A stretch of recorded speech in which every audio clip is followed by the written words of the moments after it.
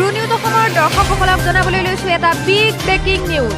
ডিব্ৰুগড়ৰ গুৰুদ্বাৰৰ সমীপত এটি ভয়ংকৰ দুৰ্ঘটনাটি সংঘটিত হয় আজি বিয়লি 2:45 বিপৰীত দিশৰ পৰা আহি থকা এখন মালবাহী ট্ৰাকৰ খুন্দাৰ ফলত এজন লোক গুৰুতৰভাৱে আঘাতপ্ৰাপ্ত হয়। তেখেতক বৰ্তমান অসম মেডিকেল কলেজ হাস্পতালত ভৰ্তি কৰা হৈছে। ঘটনা সংঘটিত কৰা ট্ৰাকখনৰ নম্বৰ PB29X9433 বুলি জানিব পৰা গৈছে। ট্ৰাকখনৰ লগতে ড্ৰাইভাৰজনকো ইতিমধ্যে পুলিচে গ্ৰেপ্তাৰ কৰিছে।